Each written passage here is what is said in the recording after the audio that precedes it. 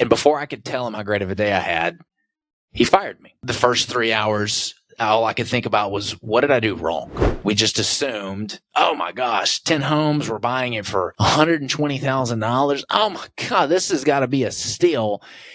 And boy, were we wrong. We ended up spending well over $1.5 million on this particular project. It's worth less than that. It was $1 million loss at the end of the day.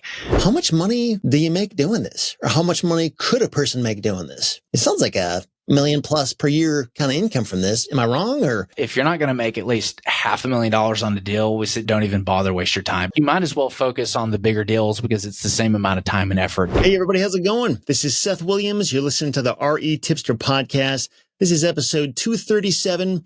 Today, I'm joined by Brandon Cobb, the CEO of HBG Capital in Nashville, Tennessee. Brandon's journey is anything but ordinary. He went from working as a medical device sales rep to becoming a fund manager overseeing more than $22 million annually in land development for affordable homes. Brandon specializes in sourcing off-market land, rezoning and entitling properties, and partnering with local communities to bring their visions to life. And Brandon has had his share of wins and losses, including losing over $1 million on one deal and making $1.4 million on another. Today, we're going to unpack what he's learned along the way. It's going to be fascinating. Brandon, welcome to the show. How are you doing? I'm doing fantastic. How are you doing, Seth? I'm doing great. So why don't we start this off by going back to your early career in medical device sales? So how did you transition from that to real estate development, and what made you want to make the switch? There wasn't something that made me want to switch. I was one of those guys in my early 20s, out of college, wanted to follow in my parents' footsteps, which was do exactly what they told me. Young guy in his 20s, all you want to do is make your parents proud, get a nice, safe corporate career, save your money, don't spend. I mean, that was me. And, I was on that pathway. It took me 2 years to break into medical device sales. That was my dream job at the time. And unlike a lot of people, I loved what I did. I did not want to quit. Being in the OR every single day, in surgeries, training hospital staff on my product, rubbing shoulders with orthopedic surgeons. I hit it. I was doing what I loved and what I had dreamed. And then one sunny Friday afternoon around 4:00, my boss said, hey, come on over to Starbucks. I want to talk to you. And I'd had a phenomenal day as a sales rep, one of the best days you could possibly have. And I was excited to give my boss the great news about how much money I'd made him that day and on the doctor and the capital equipment trial. And before I could tell him how great of a day I had, he fired me. And I was shocked. The first 3 hours, all I could think about was, what did I do wrong? Thinking about the Rookie of the Year sales award that I'd just gotten not too long ago, all the blood, sweat, and tears that I poured into that job, right? And I wasn't just losing a job that day. As anybody knows, when you have a dream job, something you really, really care about, a career that you actually love, when that gets taken from you, you're more than losing just a job. You're losing your sense of identity. So my sense of identity was wrapped up in that career, and all of a sudden I wasn't good enough to do it. So where did that leave me? And so I was on this journey to just try to figure out what the next steps were for me, honestly, because I didn't know what that looked like. So I had started several businesses that failed. I was like, well, what am I going to do? Well, I guess I could make courses on how to break into medical device sales. Like, that's what I would have liked to do. There was a need for it. Had a lot of people reach out asking, how did you get into the industry? That failed. I thought I wanted to be the next Tony Robbins. So I had this big, life coaching thing. And Seth, you're not going to believe this, but not many people want to take life coaching advice from a 26-year-old. I know that's shocking right there. So that flopped. And then I had a motivational blog. I was all about motivation. I was writing stuff that flopped. But then I discovered this little tool called real estate. And man, when I discovered it, I went all in. I started flipping houses, sold all my retirement accounts, was able to buy my first flip cash with a partner, drove an hour and a half every day. I was the general contractor. I was hiring subs off Craigslist. I made every mistake you could possibly imagine, but built that house flipping business up over the years into doing 30, 40 homes. And then I transitioned into new construction, started our own general contracting firm, then started our own capital raising firm to really sell it. And through having that background in construction and building homes, we settled into land development. We figured out, hey, it's really nice to be on the side of the table that Wall Street is cutting checks to instead of competing with them. And I'm talking about competing with the D.R. Hortons, the Lennars of the world, these publicly traded Wall Street funded companies. And we realize, oh my gosh, right? Solve rich people problems. That's the business you want to be in, right? They write big checks. Well, they had a checkbook that was blank and they could put as much money on it as possible. And so that's how we got into the land development and entitlement game. Oh, crazy. So tell me about your first development. Was that your first big break? Like, did it go well, or how was the transition going from flipping homes to doing that? It wasn't a night and day transition, right? So we were flipping houses, getting our feet wet with construction, home renovation projects. Those gradually scaled into doing these full-blown, okay, let's gut it down to the studs. So you got a foundation and a skeleton, and let's redo it. And once you do projects like that, once you kind of build up, it's easier to do new construction than a lot of those projects. And so we had transitioned to doing new construction. And the problem we had was we wanted to build more houses. And we were dealing with people that had a very dilapidated home where you could tear it down and build two of them in its place here in the downtown core. The city will go and they will change the zoning on specific areas that they want to see developed. They want to entice and incentivize investors to pour money into it, to rehabilitate it. They'll make it more dense. So they'll change the zoning to make it dense. Well, that's what was happening with these areas. And all of a sudden, investors were flocking there, tearing down the old crappy houses and building brand spanking new ones, 2, 3, 4, 5, sometimes 10 in the place. And we realized it took just as much time and effort to talk to one homeowner that owned a piece of land that you could build 2 houses on as it did to talk to somebody with a piece of land you could build 40 houses on. And instead of us having to drive around to 15, 20 different separate job sites, we thought, man, it makes sense why all these big builders build on the same spot.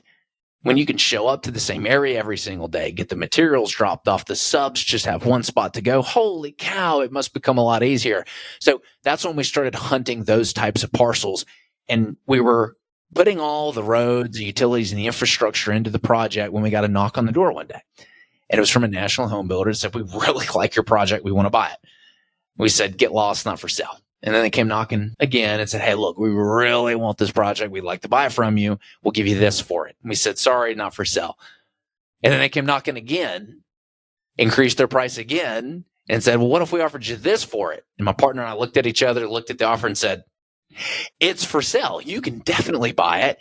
And do you want the one across the street? Because we were going to develop and build that one too. We'll do it. And so that was how it happened into development. So it was kind of accidental. Wow.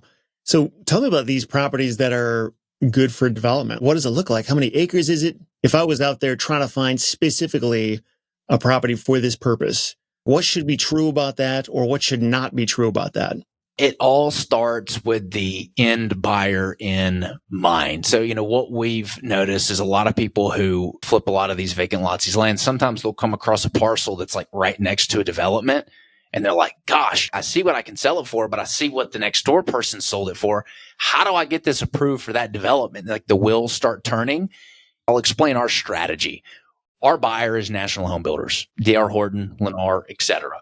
This strategy works for any niche real estate product, right? So I don't care if you're doing multifamily, if you're building storage units, whatever it is, you start with the end product in mind, and that's going to kind of dictate your area and what you're going after. So I'll explain it through the lens of the national builders, because these are usually like the largest buyers in the area, right? You want to go where they are. That's it. See how easy that was? I want to go pick out the areas that the national home builders are building, and I want to pick out the parcels that have access preferably to sewer. How do I know that without reaching out to the city and getting the sewer maps and everything, which you're going to have to do during your due diligence?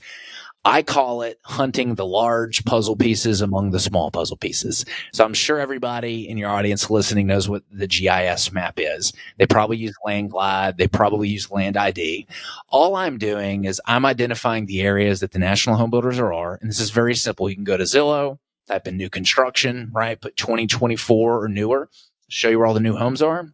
Or you can go pull a list of your top 10 national home builders, go to their website. It has a map of where all their home communities are. They're usually in the same areas. You can do it that way. Or you can simply go to ChatGPT, plug in a prompt, ask for all the new communities in an area and then list the national builders and they'll give it to you. So that's an easy way of finding it.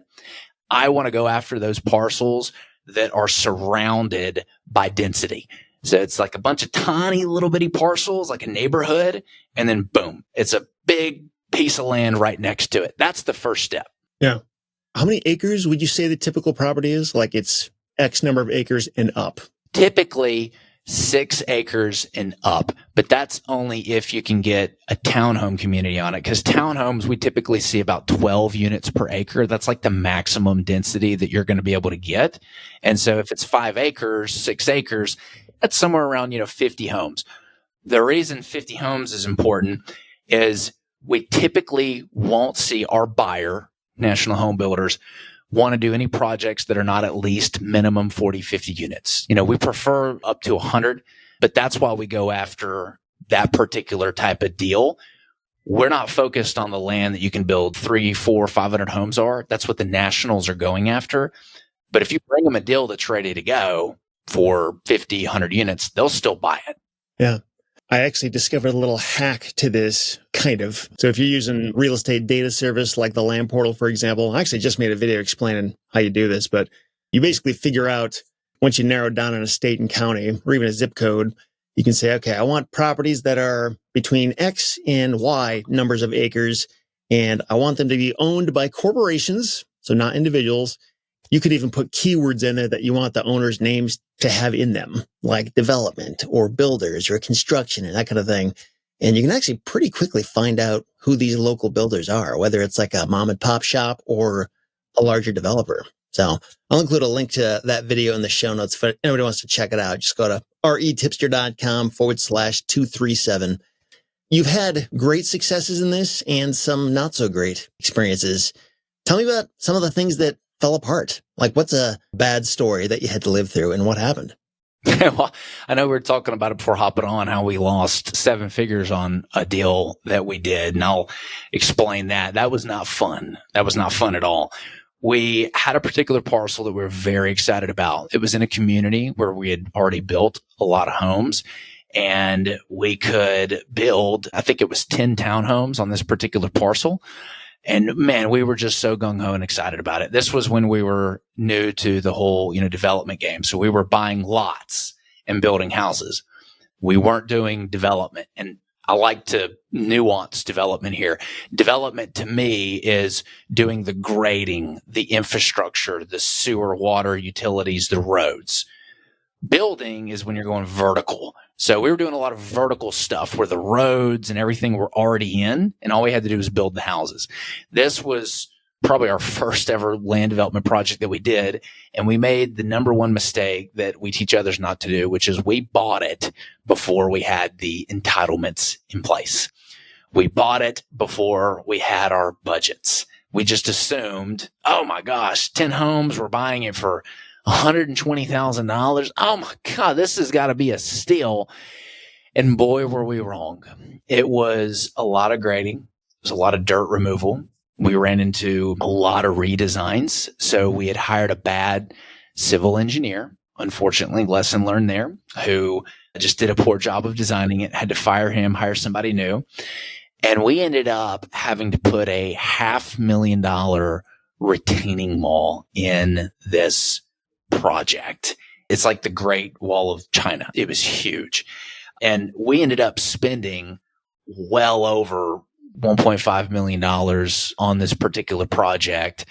And it's worth less than that. It was $1 million loss at the end of the day because we did not follow what we should have. We were very new to it. We should have waited to get all the entitlements in place, looked at our civil drawings, bid out our civil drawings, and got all of our budgets together, our costs together. Had we just done that, we could have avoided the whole 7-figure loss. So not fun doing stuff like that. It's really interesting what you say about the civil engineer. I had not a bad civil engineer, but one that I think I could have selected better when I was doing my self-storage facility. At the time when I was doing it, I kind of just figured a civil engineer is a civil engineer. They know better than I do. So I got to just do what they tell me. But I remember as I was going through it, finding them making seemingly little mistakes that were actually very expensive mistakes if I hadn't caught them and kind of redirected and that kind of thing. I remember thinking throughout that process, like, man, I wonder if I could have selected somebody better who just like saw things in a different way and just didn't make these mistakes. Do you know of any ways that you can tell a bad civil engineer from a good one before it's too late? Like, how do you know until you just start working with them and you see their work? Is there like a series of tests you run them through, or do you get referrals, or how do you figure out and make sure that you're getting a good one? That is a great question. And yes, I've got an answer for you, because your civil engineer can make or break it to you. There's a few things you can do. Number one, civil engineering is very localized. So for example, we were working with a seller who brought us a lot, and he's like, hey, look, I got this thing done for 66 lots. And he had hired a national engineering firm that put bioponds, an enormous amount of grading on here. I mean, they made it beautiful and perfect to national standards. You didn't need to do that. They over-engineered it. You didn't need a $150,000 biopond or the grading to be 10-1 or whatever it was. You didn't need all that. So start local. The local guys know what the local challenges are, and you can find highly recommended local civil engineers by your city planning department. So go find out who the planning director is, figure out, hey, who do you guys work with? Who's recommended? Who does a good job? Because they know the civil engineers that screw stuff up too. Start there. That can reduce the risk. The second is we interview multiple civil engineers. And what I'm looking for is the engineer to start talking about all of the local projects that they've done, the local nuances. We're working with a seller in Georgia right now. And I was showing him this because he had some proposals from some civil engineers. And I said, look, we're going to go to the city. We're going to see who they recommend. And we're going to interview those guys.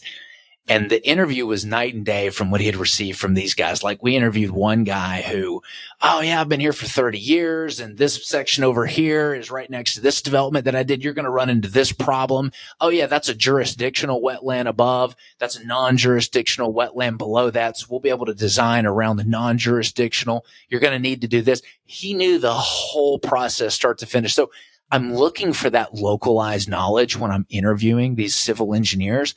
That's going to be really key.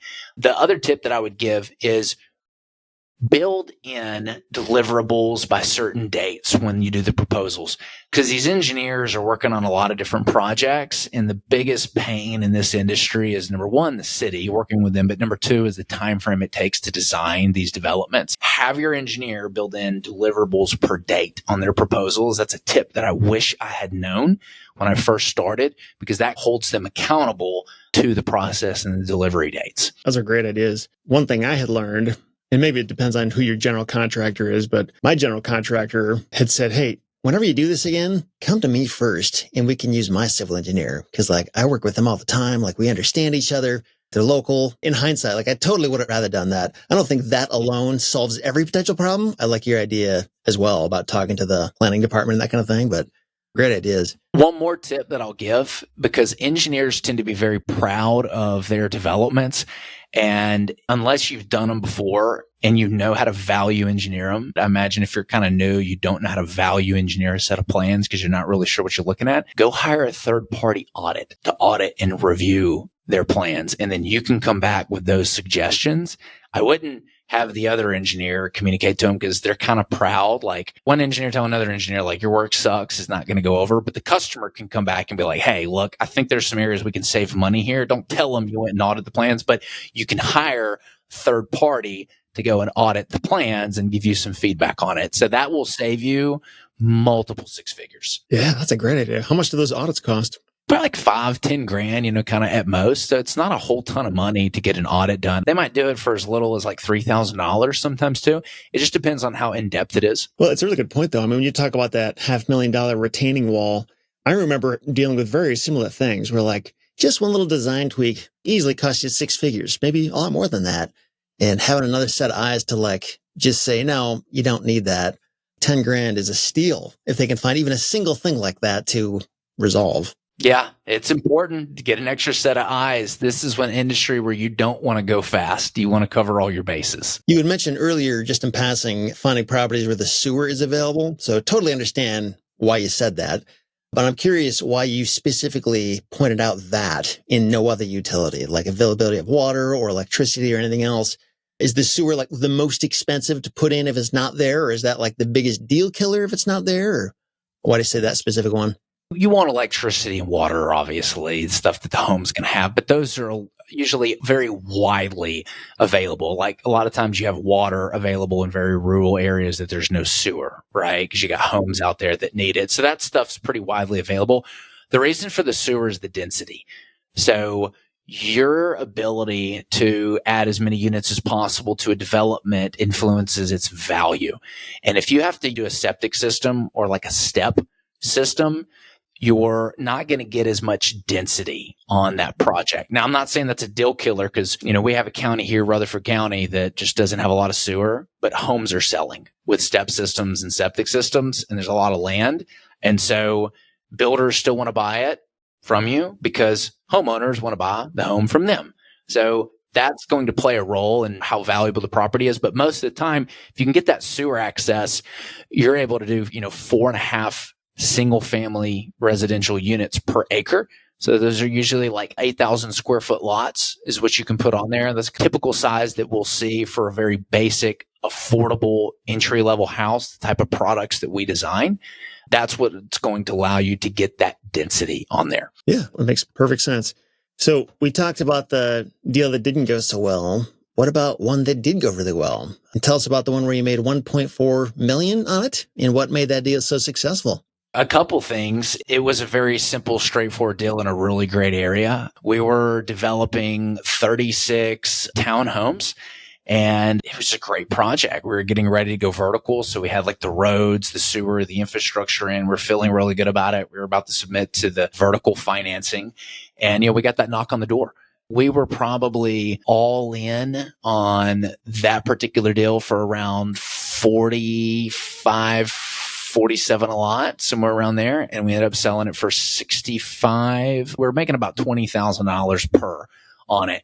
And across the street, we owned a parcel that we could do not townhomes, but single family residential homes. So that was going to be like our phase 2. So they were kind of like the same deal. We're going to develop phase 1 over 6 months, phase 2 over the next 6 months. And the builder ended up just buying the whole thing from us. It was roughly about 70 units. And we made over $20,000 per unit at the end of the day on that deal. So that was a really good one. That's the kind of stuff that you like to see. One of the reasons why I really like doing the land development and working with these national builders are the terms that they give you. These nationals do everything cash. And again, it's Wall Street, right? They got an unlimited bank account. They're giving us a 10 to 20% deposit towards the purchase price. So for example, on that deal that I just told you about, I can't remember what we sold the entire project for, but I want to say it was probably somewhere around $5 or $6 million. We were getting a deposit for, I think it was 10% of the total project value. So they gave us $500,000-$600,000 up front to be used towards the development, free money, no interest. They just secured it via deed of trust and second position behind the first position note. And that helps a lot with your cash flow and your IRR. I think it was like 20% of the project cost. Those terms help out significantly with how we structure these deals. And we've got a whole thing on how we reduce risk on the development. Maybe we'll kind of get to that, but that's a big part about what we do if we're going to do the development. We want to make sure that we've got the right buyer, the right deposit lined up. Yeah, totally. So I'm assuming with all these projects you do, your involvement starts with finding the right property and then getting it rezoned if necessary, getting it entitled, all the plans and everything. But then you're out once you sell it to that home builder, right? Or do you ever stick with it all the way through till construction is finished? Yeah, so we've got multiple exit strategies, and that's what I like about what we do. The first is the land entitlement. So we have deals where, and I'm going to try to simplify this. We line up a buyer during our due diligence period. We get them under contract. If we like the spread, we move forward with the land entitlement. If we don't move forward with it. I mean, it really is that easy. I think a lot of people don't realize how easy this is. Like if you're out there and you're flipping land and you come across something, you're like, how do I approach this thing? We tell people start with a concept plan. A civil engineer can do it, but you got people on Upwork.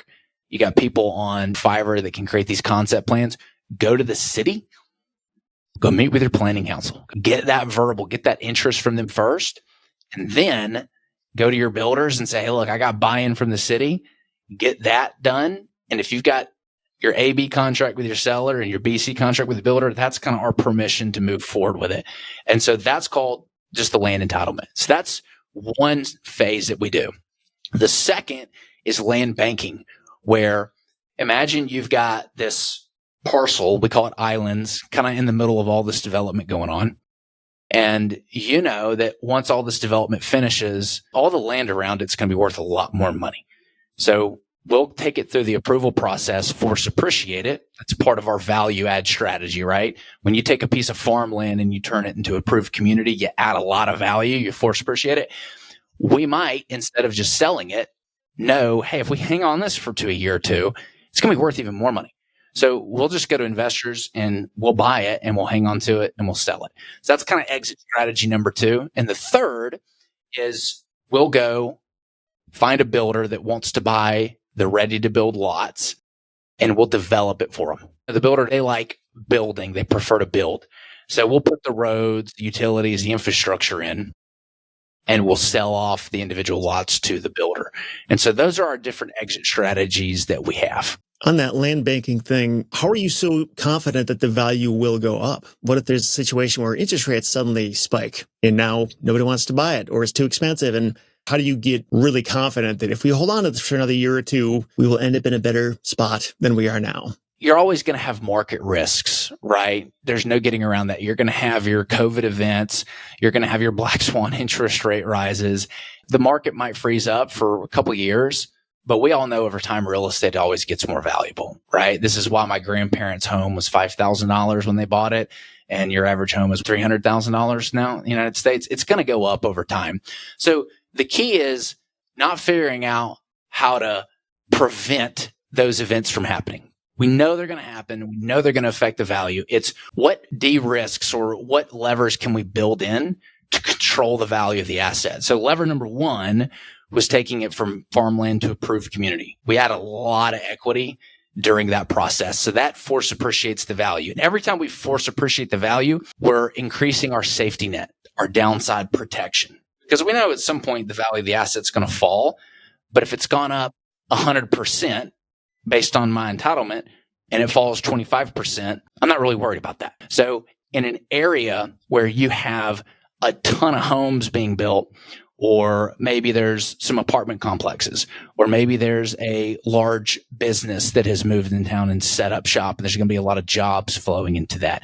I look at it from like money. Is money going to continue to pour into this area, or is money going to flock out, right? Like when COVID happened, horrible event, but if your money was in toilet paper, you were fine, right? That stuff was flying off the shelf. So I think about it like that. Like, how do I be in an area where money's going to continue to go to? And if you have all this development, if businesses and people are planning on moving there and you see it, you know that money's moving to that area. It's going to make that area more valuable. Again, no guarantees, but it's a very high likelihood that that piece of land is going to be worth even more money after all the development settles around it.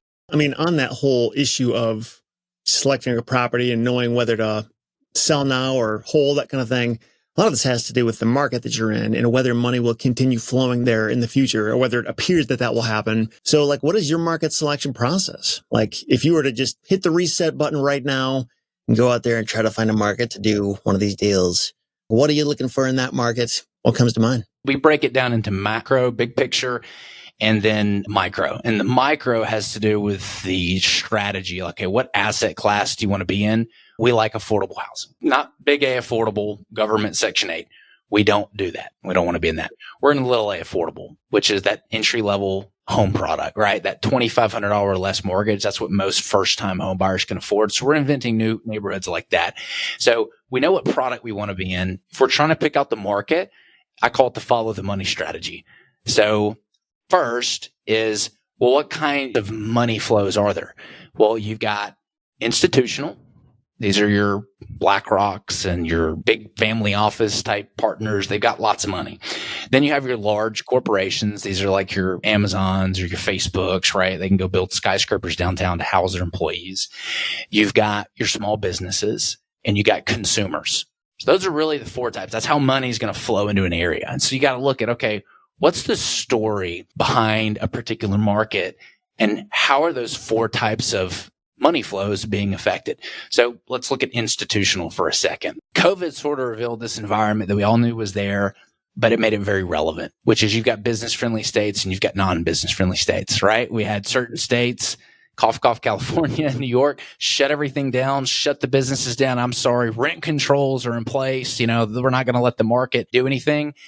And then you had states like Florida, Texas, and Tennessee kept everything open, didn't shut everything down, business-friendly. I can't tell you how much capital has started to move here institutional-wise in Tennessee since COVID happened. From 2010 to 2020, we had about $5 billion of institutional money building downtown. And it's really easy to figure out if institutional money is going downtown. Just go to like Crane Watch Houston or Crane Watch Nashville. If there's cranes building stuff, like you've got institutional money. Go look at hotels being built. That's all institutional capital, right? And so you can very easily see if institutional money is moving into a particular market. That's going to be your flag, like, okay, this money's moving in there. So we start with very business-friendly states for that reason. The second, you can go grab a copy of your local business journal, Nashville Business Journal, whatever market you're in, business journal, and see what large corporations are moving. ChatGPT is a great tool. We have Amazon, Oracle, Alliance Bernstein, some monsters that have moved their headquarters to Nashville, Tennessee from places like California because they're sick of it. So if you've got large corporations moving here, they're bringing jobs. Jobs bring money. For the small businesses, go look at the local commercial lease rent rate over 5-10 years. Look at what it's doing. If it's going up, that means you've got small businesses coming in, and small businesses bring people bring money. And then lastly, you've got your consumers.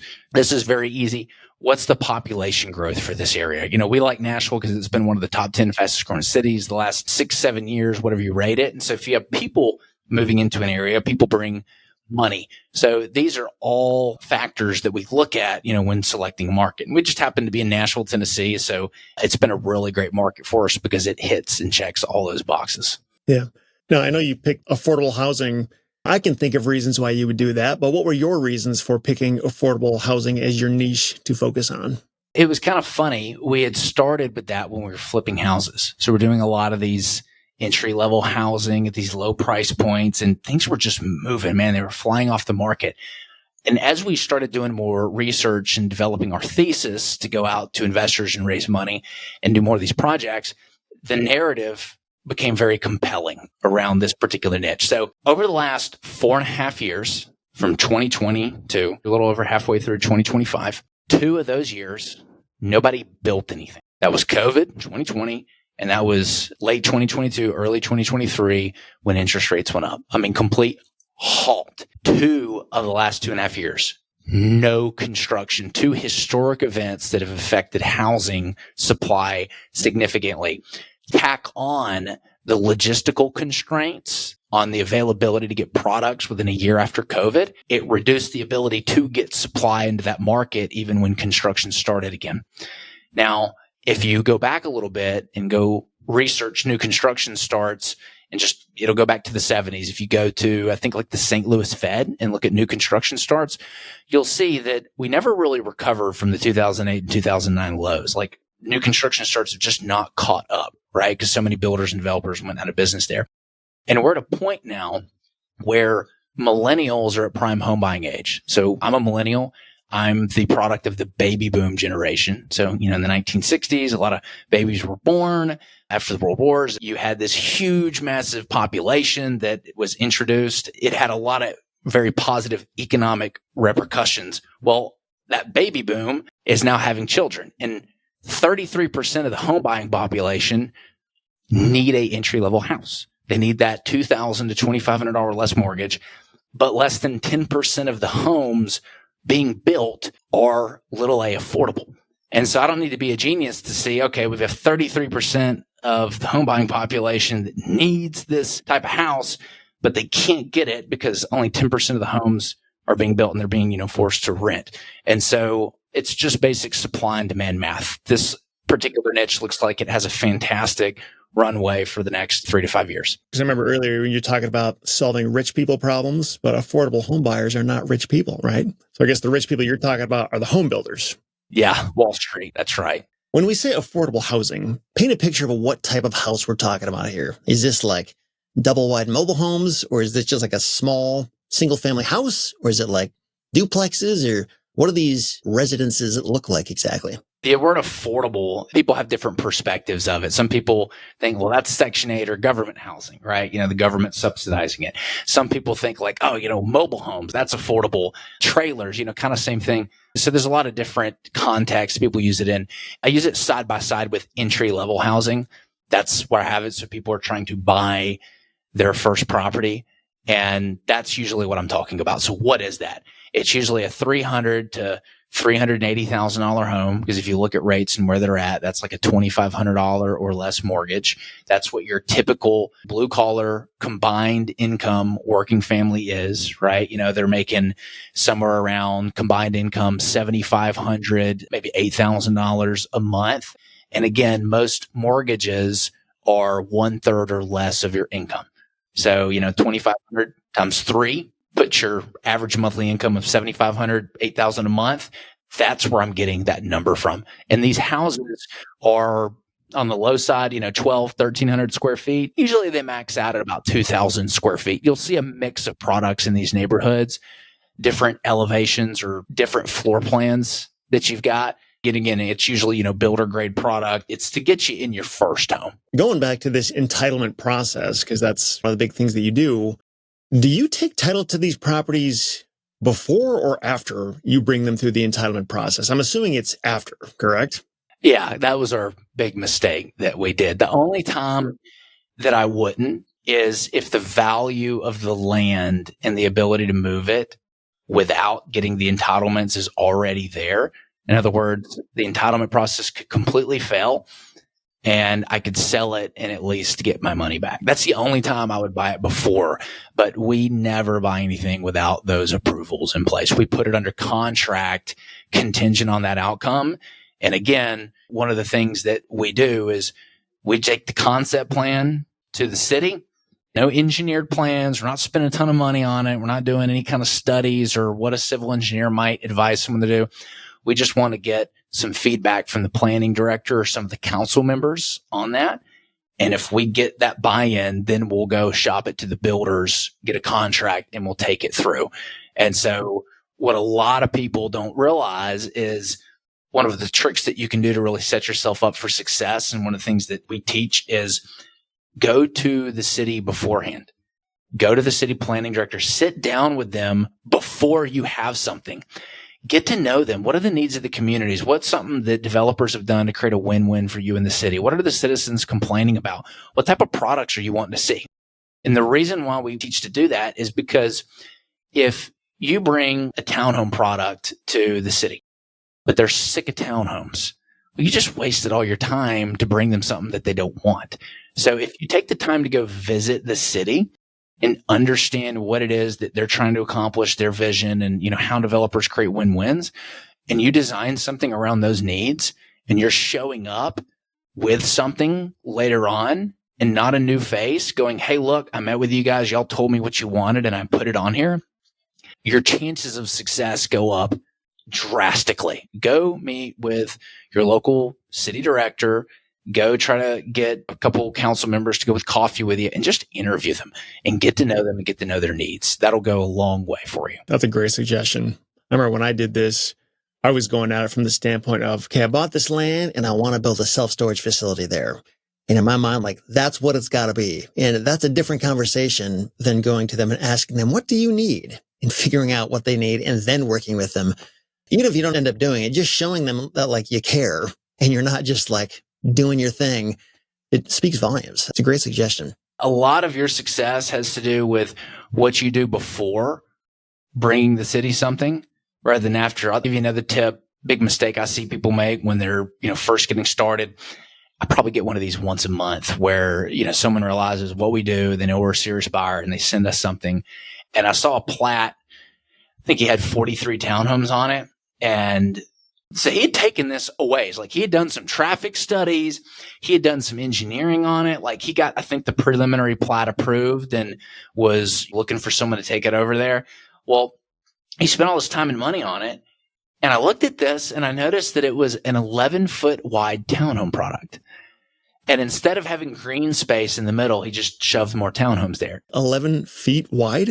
11 feet wide. So he did what every developer who's new does, and he just tried to shove as much product on there as possible to try to make it as valuable as possible without any thought about how the community would lay, the people living there, how it would feel. And as a result, I knew that he wasn't going to be able to sell this to anybody, because one of the other things that we teach and push is going and sitting down with your buyer and understanding what their product is, right? How big are the homes? And if you do that, if he had done that, he would realize that these national home builders, they have a 20-foot wide by 50-foot wide product. They have a 22-foot wide by 45-foot. He would have designed it with their product in mind, because now he's got something he can actually sell. Nobody has an 11-foot wide townhome product. So that's one of the biggest mistakes I see people make, is they don't understand what their buyers want first and design the product to actually fit on it when they do it. And as a result, I mean, this guy was going to have to go back, and I'm sure he probably lost some money on it because he's going to have to cut the density in half and go through a full redesign. That's what you don't want to do. Do you find that when you hear what the municipality wants, is that pretty much always in alignment with what the market wants? Or has it ever happened where it's like, no, the planner wants you to build this, but the market doesn't want that? Like if you build that, you're going to have a hard time selling it. I guess, is the planner a good predictor of success, or not necessarily? No, and this is one of the pains about working in this industry is the people that are on that planning council. They're not developers. Now, some of them are, and I see why it pays to be on that council, because you know what's getting approved and where, and you can kind of go buy land ahead of time and get ahead of that growth curve, and you can make a lot of money. That's why people sit on these positions. Now, a lot of them are retired. You'll notice that it's usually older people, and they just want to give back to the community and make a difference. Doesn't mean they understand development. And so a lot of the times you're having to deal with council members that don't even know their own bylaws. And they're trying to be like, no, we don't want this development, not in my backyard. And their attorney's going, hey, it's zoned for this. You actually have to approve something. You can't just not approve it because you don't want it. And they're like, oh, okay. So you're dealing with people that are not the most sophisticated, that don't even understand what the process is. And that's very frustrating. But no, they don't. And this is your job as a developer, to sell them and show them the benefit of the highest and best use of a particular piece of land, because what they had in mind may not work at all, but they don't know that. We've talked a little bit about how to de-risk this entitlement process. So, for example, don't take title until after the entitlements are done.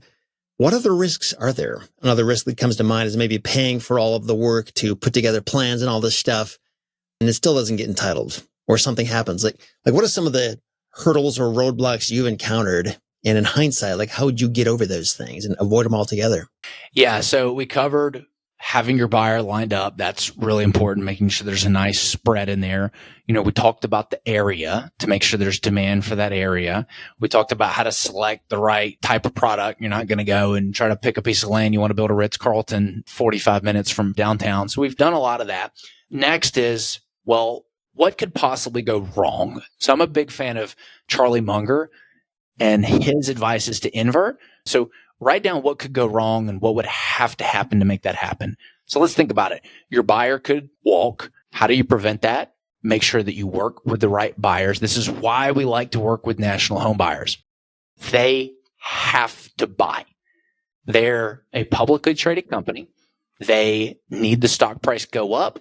How does stock price go up? You build more homes and grow. If you don't build more homes and grow, stock price go down bad, right? It's not rocket science. So working with the right buyer, but they could still walk.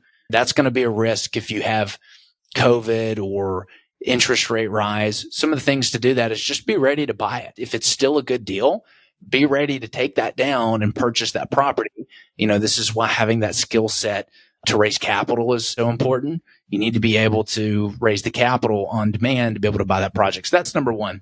You know, the second is understanding all the gotchas. So we had a project where the Tennessee department, they were in charge of all the roads.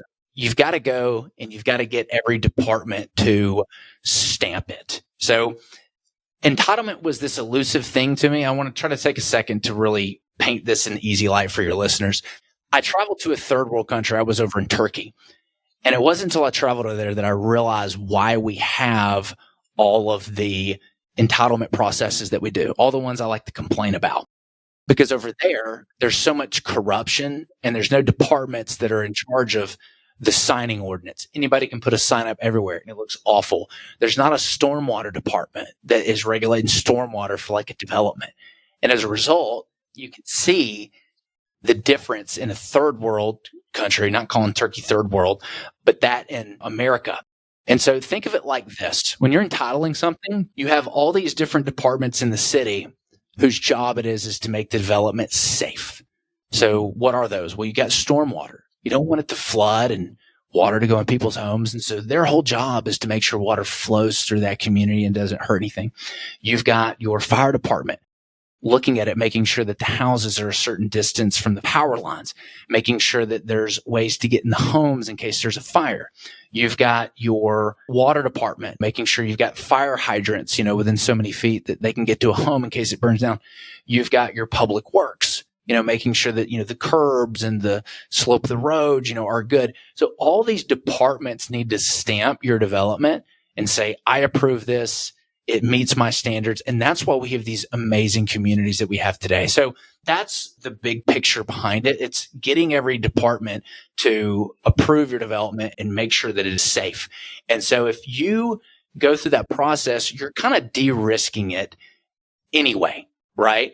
But from an investment standpoint, if you've got your buyer lined up and you're willing to take it down afterwards and you've selected the right area, you kind of de-risk that a little bit. If you know all the different departments who need to sign off on it, you go to them ahead of time and look for any deal killers. We did one where it got us. This highway department I was telling you about, initially they told us that the turning lane we were going to put into it was fine. And then later they changed their mind and said, no, this turning lane needs to extend 1,100 feet down to the other turning lane. And that was a $900,000 cost. Now, what could we have done? What's the lesson learned there? We should have got it in writing, because if we've got something in writing, we can now do something about it, but we didn't. So these Otter AI, these Firefly AIs that automatically record all your Zoom meetings, that is going to be key to you when you're meeting with these city officials. You want to save all those meetings because we didn't have anything in writing. We didn't have it recorded. Had we been able to do that, we could have had some ammunition to go back and be like, no, guys, you told us this. This is what we did. We're at the end of the project now. So meeting with all those departments ahead of time and recording it, that's another way that you can significantly reduce your risk. That's the big thing. We talked about the civil engineer too, right? Kind of screwing it up, go with one that's recommended by the city. There's a few dominoes that if you push those over, you've removed a lot of the risk. Mm-hmm. Yeah. Your quick note there about using Otter AI or Fathom is what I used. I agree. It's awesome. Like, it's a super helpful thing. I don't know how I ever lived without it, but it makes me wonder, should you not meet with people in person and insist on meeting on Zoom so that you can record these meetings? Is it that important that you should go out of your way to only do it on Zoom? I have not thought about that before, but as I'm sitting here with you right now thinking about it, depending on the type of meeting, yeah, it's better to meet with them over Zoom and get it recorded. Now, when you're first trying to build that relationship, I talked about, again, like, let's say you're flipping a piece of land right now and you're wanting to do an entitlement project. And you're like, man, I think I've got something that's good here. Brandon, it's 6 acres. There's a national builder in the area. There's density around it. I really want to see if I can make this deal work. I want to simplify for you. Just get a concept plan created, take it to the city in person, find out who the planning director is, and see if you can get that approval. Bonus points is if you do it before. So go meet with them before. If you've got the piece of land, bite your tongue. Don't try to bring them anything and make it about me. Go meet with them beforehand in person. Build that relationship with them. Do what I said earlier about how do we create win-win solutions, interview them, build rapport. Their guard's going to be down because you're not bringing them asking for something. You're just trying to build a relationship with them. That is going to be huge. And then a week later be like, oh, look, I found something. Can I meet with you again? Right? You're going to have a lot more success if you take that first step. Do that in person. That needs to take place in person, face to face. But if it is a project crucial step, if I'm meeting with the Tennessee Department of Highway, whoever about this, if they're going to approve this turning lane as is or tell me I need to do something else, that's when I would say, let's record something. That needs to be recorded. When you go to these planning commission hearings where the planning council members, they take the minutes. And so those are automatically being recorded. Like that's a public thing. Sometimes they even film it and, put it on social media for the town to see. So you don't have to do that. But yeah, as you're going through each department and you meet with them, very important that you record all those. Yeah. I hear a few different things that should happen as soon as possible. For example, finding the buyer, knowing who that's going to be.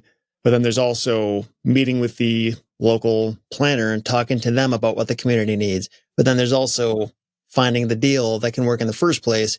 So I'm wondering, what is the sequential order of these? What must happen first? Is it talking to the planner first? Or is it finding the buyer first? Or do you not do any of this till you have a deal? What comes first for you? Yeah, the biggest pain that people feel just starting out is not picking the right areas. So we talked about lining your buyer up. So I don't care if you're doing multifamily or storage unit, whatever, make sure you got your buyer first, right? And you understand what product they're going to put on it, right? For us, that's how wide do the lots need to be? How long do they need to be, right? I need to know what kind of density so that when I design this and I bring it to the city, I'm bringing something with my end buyer in mind, right? That's step number one. Step number two, and the reason we talk about going and meeting with the planning director is you want to find out, are they developer friendly? Maybe there's a moratorium. Maybe there's been so much development in that area, they're not issuing any more building permits, right? I'm going to stay away from that area because they need to upgrade their sewer system in order to get more houses. That's important. That's going to help you in identifying which areas to avoid and which areas that you want to go after. You've also got pro-developer councils and you've got anti-development where they don't want to see development. It's going to be harder. That's the next step. So if we are in the area that our buyer is and the city wants development or the right kind of development, that tells us, okay, this is an area that we want to be in. And we tell everybody to start in your backyard, right? That's a great place so that you can kind of see, touch, and feel. There is a way to do this remotely, but it's more difficult. You're going to need some partnerships in place. But those are typically the first two steps that we take is interview all of our end buyers, figure out what products they want.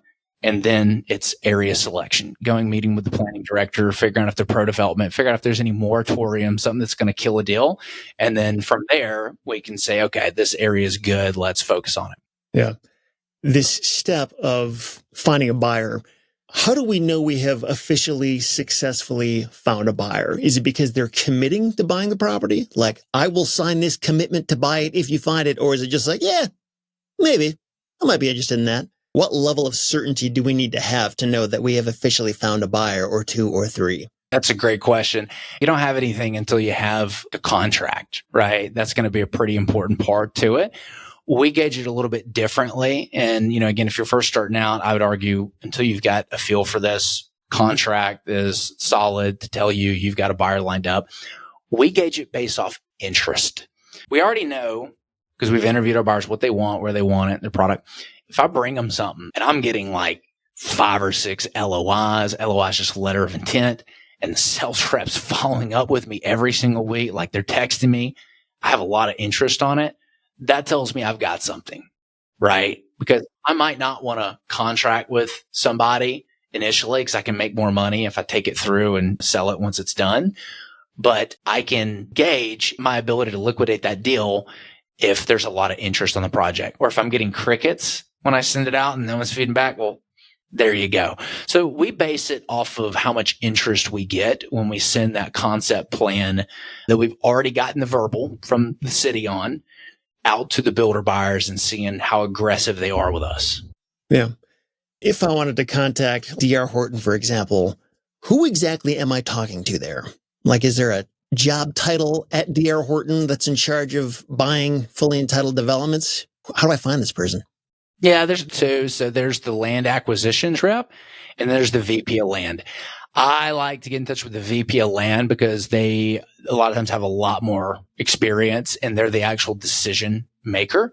Their decision to contract on it. There's a board that every national has to submit to after it's under contract and get their approval. But the VP is kind of the guy. So if you can get in touch with the VP of land for that particular area, that's your guy. That's who you want to get in touch with.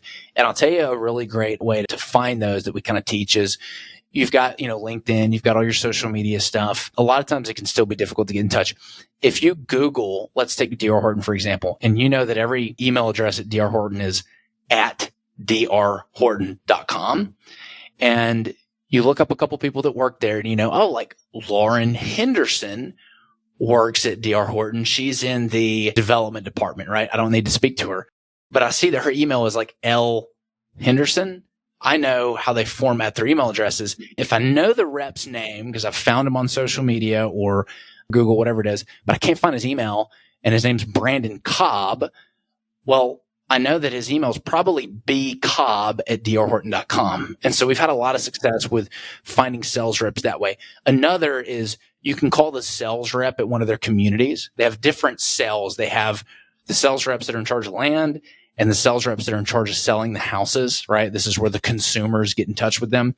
You can call that sales rep that does the home sales and just ask to be put in touch with the land acquisitions department. That's another way that you can do it. Sure. Let's talk about the money quick. So where are you getting the money to do this stuff? Are you using banks? Are you using private investors? Are you using your own money? I guess when we're talking about money, we're mostly talking about the money required to put together the plans, do any improvements like infrastructure, roads, that kind of thing. If you're doing that, how often do you own these properties before you sell it to the builder? Does it happen instantaneously, or is it like you hold it for 6 months and then you sell it to them? It depends on which stage. So stage one, if we're just entitling it and selling it, we line up our builder, buyer, we get a contract during the due diligence period, we get the earnest money deposit. We're literally just selling it to them at closing. So we might double close on it where we go to our investors and literally I walk into an office, we buy it, paperwork's done. Honestly, I don't even change rooms. They give me the paperwork to buy it. I sign it. They go record it. They do the transaction. They give me the paperwork to sell it. I sign it, do it, and boom. So that's a double close. I mean, you're literally immediately buying it and selling it. You could also assign it if you want, but a lot of nationals don't allow that. You actually have to close on it and then sell it to them. So that's one way when we're just entitling it. The next is if we land bank it, we're going to investors saying, hey, we're going to buy this property with 100% of your equity. There's no loans involved. There's no banks. It's 100% equity owned.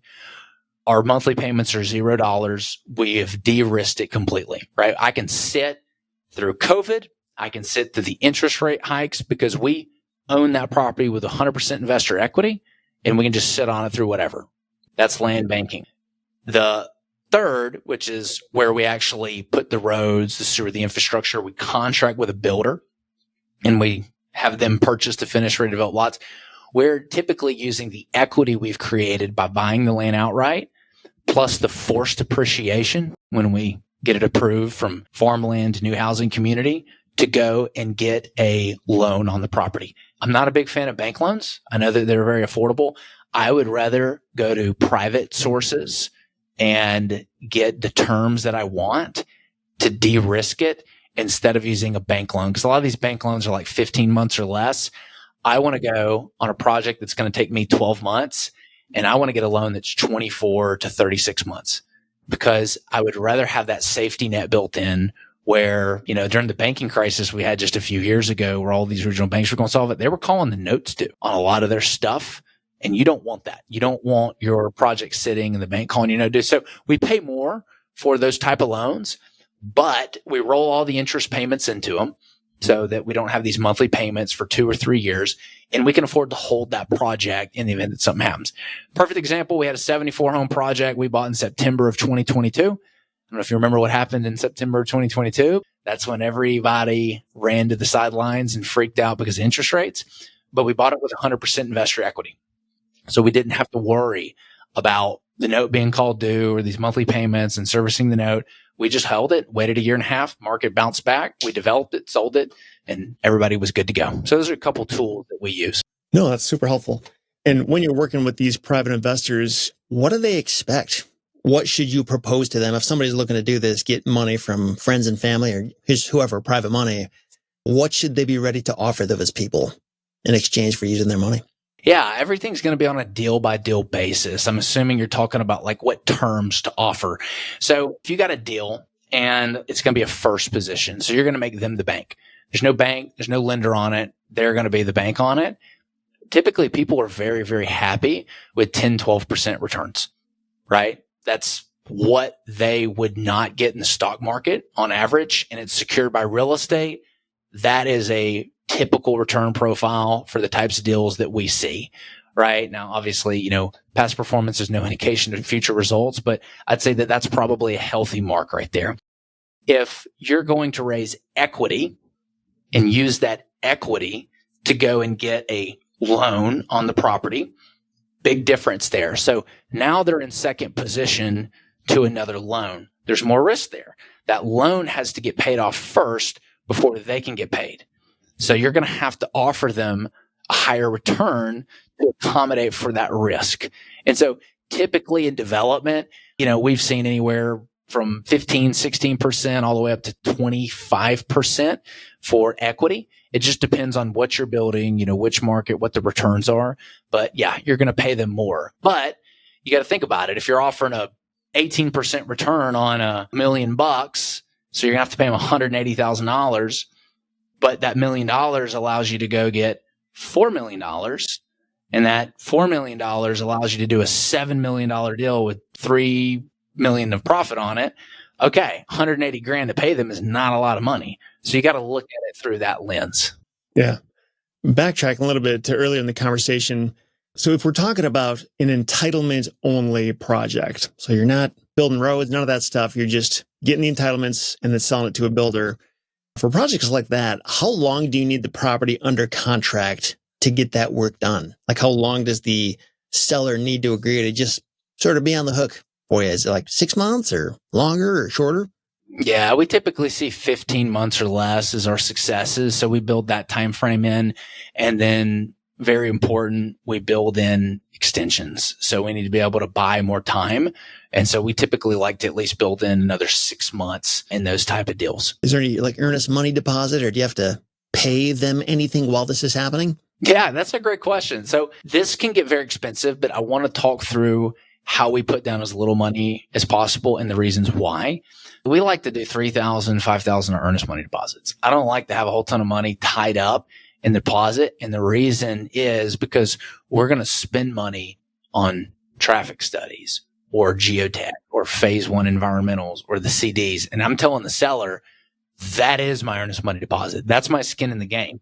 If I'm having to spend all this money to make your property more valuable, I need capital freed up to do that instead of give you, $50,000 earnest money deposit. Like I can't afford to have $150,000, $200,000 tied up in this deal, Mr. Seller, on your $1 million piece of land. Like I'm not going to give you a 20% deposit. That's ridiculous. I need the money to be able to do this. And I will release to you these studies as I do them. And that will be your earnest money deposit. I just did a $10,000 traffic study. Here you go. That's the same thing as $10,000. I just did a $6,000 geotech. There you go. That's the same thing as $6,000. Here's the CDs that I designed. It cost me 6 figures. That's my deposit right there. The 6-figure deposit. So those are the conversations we have with the seller. Mm-hmm. Yeah. Are there ever times where that owner needs to be involved in any way in either the rezoning or the entitlement process? Or can you just act like you're them because you have it under contract? We've had times where they've had to sign off on some things. It's very, very rare, but most of the time they're showing up. And that's one of the reasons they like this, to convince them to do this. One, you offer them more money than their property's worth. And that's where the forced depreciation comes in. But they're showing up to these planning commission hearings. They're seeing the property go through. They're getting the feedback. So they have a sense that something's being done. They're not just kind of left hanging per se, with no updates. Like they see that work is being done on this thing. That makes them feel like they're a part of this process. And there's not a whole lot that they have to do to get sign off on. If you go through this whole process and they don't want to sell it to you, they change their mind. You have a big, big problem there, right? Because they do need to sell you the property. But a lot of times they don't have to show up and sign off on a lot of these approvals. Technically, you might be able to go away with getting somebody's property completely entitled, them not know about it, but they don't sell it to you, then that's going to be a big problem. Yeah, totally. How much do you explain to the owner what you're doing, what your future plans are, all the stuff you're going through? Do they have to be pretty well in the loop on that stuff? Or do you almost want to not over-explain it to them? We explain everything, but we simplify it.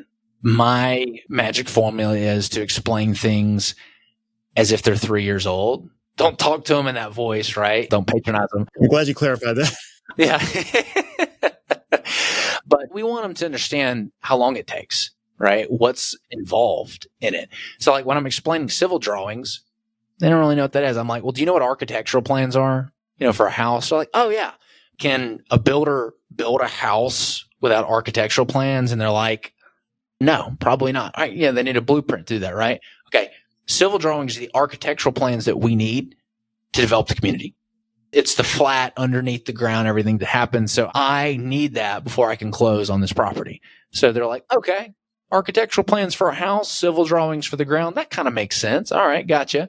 And then we'll explain the approval process, right? Like right now, what's your property zoned for? It's zoned agricultural. Okay. Go look up the comparables. What's agricultural land selling for? You probably already know. Okay. I'm going to give you this price, which you like. Here's why and how I'm going to be able to do that. In order to give you this price, I need to get this approved for a community and make your land more valuable. And here's the process to do that. And Mr. Seller, you're going to be invited to every single one of the hearings and the meetings so that you know that I'm actually doing what I said I was going to do. Mm-hmm. Yeah. How do you find these deals in the first place? Are you just finding these on the MLS or something? Or are you finding these off market? What is your process for seeking out these deals? Do you contact the property owner directly, or help me understand that? Yeah. One of the things that we teach, and there's a kind of double bar, I have yet to find the perfect piece of software where you click a couple filters and it spits out this beautiful, perfect list of land that's ripe for development. There's some great tools out there. I think Land Portal is one of them. You can kind of scroll parcel by parcel really quick and have like a VA sort of pull out and do some light due diligence on the stuff that has like the wetlands or the streams running through it. But we do everything by hand. We hand build the lists. And this is not a spray and pray method. We've worked with a lot of people who flip land and they come to us and are like, I want to learn entitlement. And my first thing is like, don't stop flipping land. You need cash flow for this business, right? Like people who want to get started in development entitlement, whatever's bringing cash flow into your business, this is a supplementary type of transaction. This is where you can build a lot of wealth because the average deal that we do is a 7-figure deal, but it takes 15 months to pull off. Right? You need cash flow for your business in order to survive through the time frame that it takes. So we teach going and handpicking the parcels in the particular areas that for us, like the national home builders are, and you literally reach out to them directly. And a lot of times you're getting a lot of great feedback because you're highly localized, right? It's not some VA in the Philippines reaching out to them. Like you might call 20 landlords and get a couple meetings from that because it's very highly targeted. It's, hey, this is Brandon. I was driving down Bell Road, saw your property on 177 Bell Road. We've actually got a development in the area. We're kind of calling the neighbors and saying, hey, look, things might get loud for a little bit. If things get loud, this is my phone number. Give me a buzz and, let me know if we're being too loud. Cool. Hey, do you know anybody else in the area that might want to sell their land for development? Something like that. Right. I'm opening up the conversation. I'm not coming across as some spammer or somebody that's not in the United States. It's a very, very hyper-focused sniper approach. So it's like cold calling, like you're literally picking up the phone and talking to them yourself? Yeah, that's what we do. We use batch skip tracing. We pull their phone number. We go door knock too. So, we go in the areas, we go knock on the door. Nothing beats showing up like somebody on your doorstep ready to do a deal. Are you ever trying to get these properties at a discount, or is that not really how you're thinking? It's more like, no, full market value or possibly even above full market value because I'm going to make it worth more. Everything we do is above. That's one of the pitches, right? That's why we get so much interest. It's not this spray and pray giant marketing funnel. We're having to field phone calls and, look at hundreds and hundreds of deals per year. That's not us. We're offering them so much more than the property's already worth because we're taking it from farmland to approved community. You're adding multiple seven figures of value a lot of times to those type of deals. That's why we get so much interest is they're like, well, how are you going to pay me that?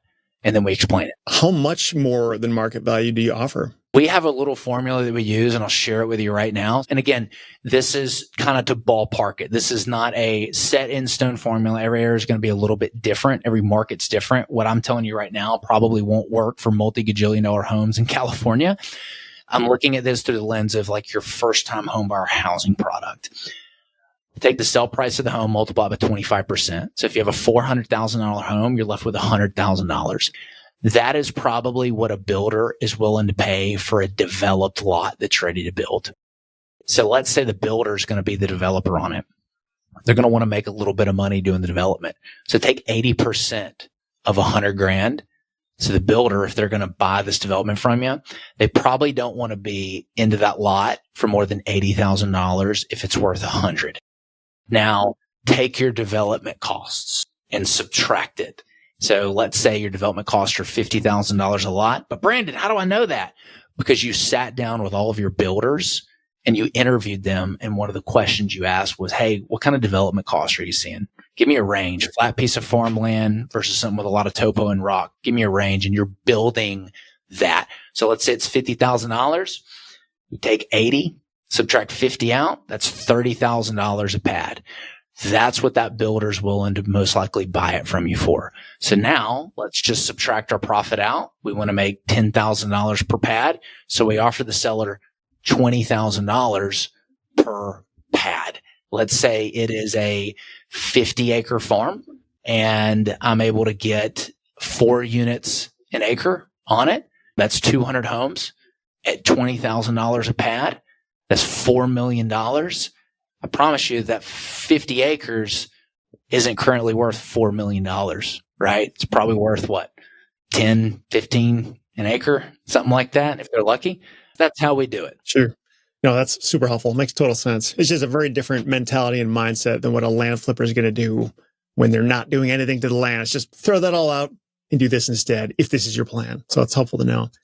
Man, I've got so many more questions, but we're like kind of up on our time here. So, Brandon, this has been awesome. Been a fascinating conversation. I am curious, just one last question. How much money do you make doing this? Or how much money could a person make doing this? It sounds like $1 million plus per year kind of income from this. Am I wrong? Or like if somebody's interested in doing this and they're wondering, how lucrative could this be if I do everything right? What are we talking about here? So in our program where we teach this stuff, if you're not going to make at least $500,000 on the deal, we say don't even bother waste your time because it takes just as much time and effort to take a 50 to 100 home community through the process as it does to do a 15 home or 20 home community, right? So it's like you might as well focus on the bigger deals because it's the same amount of time and effort. The approval process doesn't change, right? And typically on the low end, we're making $5,000 per unit. We prefer to make about $10,000 per unit when we're just doing the entitlement. So, we've got a 43 home community that we're taking through right now. We're making, I think it's $12,000 per pad. We're right at like that $500,000 mark. That's kind of on the small end.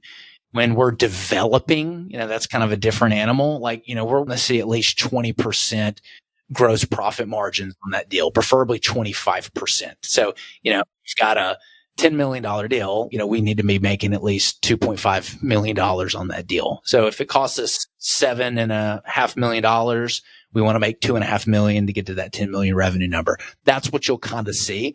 Highly recommend people just start out with entitlement though. Don't jump into development on your first deal.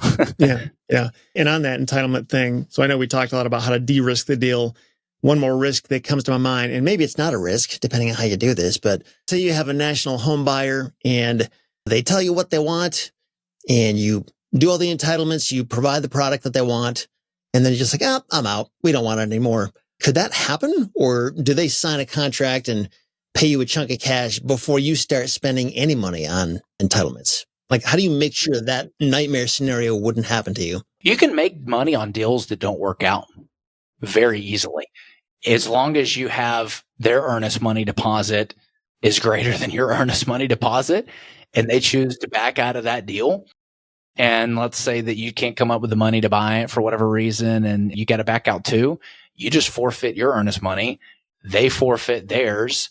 And there you go. You can actually make money on deals that don't happen, but it's very rare. In the event that that's going to happen, it's going to be like a COVID type scenario or an interest rate rise. Like, again, your buyer, they have to buy, they have to grow. So selecting your buyer is very, very important. Sure. No, that's awesome. Well, Brandon, I'm just going to keep asking questions if I don't stop this now. So I know we're up on our time. If people want to connect with you or learn more about what you do, what's the best way to do that? There's two people that we service. One are investors. We work with a lot of successful business owners who want to invest in these types of projects. I think adding land to their portfolio is a really good idea. If you're trying to build a legacy, if you want to create passive income from stuff like this, you can go to hbgcapital.net. It's pronounced Harry Bob Gary Capital.net. We have a free ebook, 100 questions business owners ask before investing. You can grab it. It's free. It's designed to prevent you from losing money on your deal. The other type of audience that we serve are people who want to learn this type of stuff. We've got a free course to get started, Land Development 101. If you go to learnlanddevelopment.com, it's learnlanddevelopment.com. You can click on the button below the video. It says Land Development 101. You just enter your email. It's a free course, 3 hours on how to do these entitlements. And there's another 3 hours on how to raise capital for your projects. It's completely free, no strings attached. So you can grab those resources there. That sounds awesome. I'm going to check that out as soon as we hang up here. So I will have links to all of that stuff that Brandon just mentioned in the show notes. Again, you can go to retipster.com/237 because this is episode 237. Brandon, again, thanks so much for talking with me. It was awesome. And listeners, thanks for hanging out with us. We will talk to you next time.